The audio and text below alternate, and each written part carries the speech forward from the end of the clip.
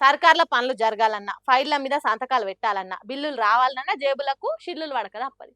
అంటే బెల్లమున్న కాడని ఈగలు వాలుతాయి. పైసలున్నోనికి ఈలుముంటది. డబ్బులుంటేనే ఏదైనా జరుగుతది.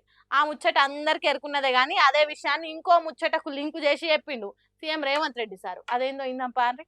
మీ అందరికీ తెలుసు, రాజకీయాలలో నెంబర్ ఉంటేనే నీతో ఎవరైనా మాట్లాడతారు. నీ జేబులో డబ్బులు ఉంటేనే ఎవరైనా నీతో సంబంధాలు చేస్తారు. రాజకీయంగా నెంబర్ లేనప్పుడు నీతో మాట్లాడేవాడే ఉండడు. Bargainings are among equals. ఏ చర్చలైనా ఏ ఒప్పందాలైనా సరిసమానుల మధ్యలో జరుగుతాయి. బలహీనుడు బలవంతుడు మధ్యలో జరగవు. మానవత్వం, మంచితనం, అయ్యో పాపం, జాలి, దయ, కరుణ అనేటి ఏముండయా సారు అని సీఎం రేవంత్ రెడ్డి సార్ను అడగాలనిపిస్తున్నదా ఈ మాటలు వింటుంటే? మీరు అడిగినా సార్ చెప్తాడో లేడో తెలియదు కానీ రాజకీయాలలో కూడా గదే వర్తిస్తుందట. అరే, రాజకీయాలు చేసేదే పేదోళ్ళను ఆదుకుంటామని చెప్పి కదా, మీ బతుకులను మారుస్తామని మాట్లాడి కదా, మిమ్ములను లక్షాధికారులను చేస్తా అని కదా, మీకు ఇల్లు కట్టిస్తామని చెప్పే గద్దెనెక్తారు కదా. అంటే అవన్నీ అబద్ధాలా అని అడగకుండ్రి. రాజకీయం అంటే బిజినెస్ తిరగనే చూడాలనా అని మాట్లాడకుండ్రి. ఎందుకంటే సీఎం రేవంత్ రెడ్డి సార్ చెప్పింది రేపు దేశంలో జరగబోయే డీలిమిటేషన్ ముచ్చట గురించి.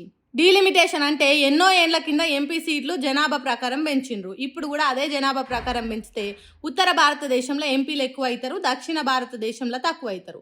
వాళ్ళ పెత్తనం పెరుగుతుంది, దక్షిణ భారతదేశం ఉత్తదే అవుతుంది. ఒకవేళ ఇప్పుడు ఉన్న సీట్లని 50% పెంచినా మనకే నష్టం జరుగుతుంది. కాబట్టి ఉత్తర దక్షిణ అని తేడా లేకుండా ఒకళ్ళు కిందికి ఇంకొకరు మీదికి కాకుంటుంటేనే మన మాట చెల్లుతుంది. లేకుంటే మనం దేశంలో ఉన్నా లేనట్టే, రెండో తరగతి మనుషుల తిరగనే మిగిలిపోతాం అన్నట్టు చెప్పుకుంటా పైసల ముచ్చట చెప్పిండు రేవంత్ రెడ్డి సారు. అంతేగాని ఏ వ్యవహారం జరిగినా పైసలతోనే జరుగుతుంది అనేది చెప్పుడు సీఎం రేవంత్ రెడ్డి సార్ ఉద్దేశం కాదు. కానీ కొందరు గిట్టనోళ్ళు సీఎం తెలంగాణ భూముల అమ్మకాలు ఢిల్లీకి ఇప్పటికీ 60 సార్లు తిరిగొచ్చుడు, సర్కార్ను నడిపే పద్ధతి చూసి చాలా మంది చూడండి రేవంత్ రెడ్డి సార్ కడుపులున్న ముచ్చట ఎంత ఖచ్చితంగా చెప్పిండు అని ట్రోలింగ్ చేస్తున్నారు. సరే, ఎవరేమన్నా డీలిమిటేషన్ పేరుతోని దక్షిణ రాష్ట్రాలకు నష్టం జరిగితే మాత్రం ఊకోవద్దు, గట్టిగా కొట్లాడాలి. మోడీ సార్ దగ్గర మోకరిల్లొద్దు, అమిత్ షా దగ్గర హడలిపోవద్దు. సీఎం రేవంత్ రెడ్డి సార్ గట్టిగా కొట్లాడాలని కోరుకుంటారు దక్షిణ భారతదేశ పబ్లిక్. చూడాలేమైతుందో.